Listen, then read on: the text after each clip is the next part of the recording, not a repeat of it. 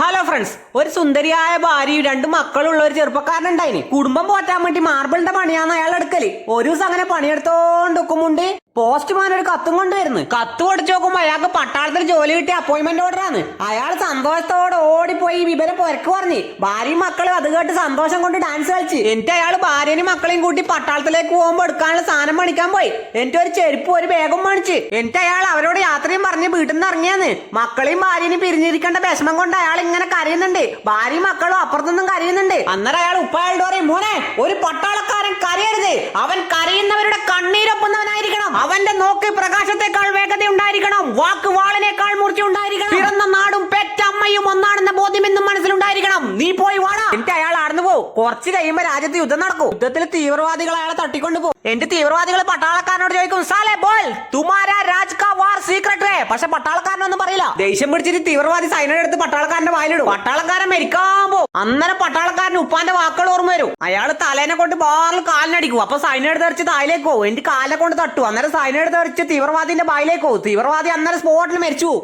എനിക്ക് കെട്ടിയിട്ട കസാരം എടുത്ത് രണ്ട് കറക്കലം കറക്കും. അന്നേരം ബാക്കിയുള്ള തീവ്രവാദികളെല്ലാം പേടിച്ച് ജീപ്പ് എടുത്തോടും. അന്നേരം ഇയാൾ കീശന്നൊരു പേപ്പർ എടുക്കും. എന്റെ അതിനെ കൊണ്ടൊരു വിമാനാക്കും. എന്റെ അതിമ കയറിയിട്ട് പറന്നു പോയിട്ട് ആ ജീപ്പിനടിക്കും. ജീപ്പ് മറിഞ്ഞു വീണ് തീവ്രവാദികളെല്ലാം മരിക്കും. അയാൾ തെറിച്ച് റോഡ് സൈഡിലേക്ക് പോകും. വീണിട്ട് അയാളെ കാലിന് പരിക്ക് പറ്റും. എന്റെ അയാൾ സ്ലോ മോഷനിൽ നടന്നു വരും. അപ്പൊ വീഡിയോ ഇഷ്ടപ്പെട്ട സപ്പോർട്ട് ചെയ്യാൻ മറക്കല്ലേട്ടാ.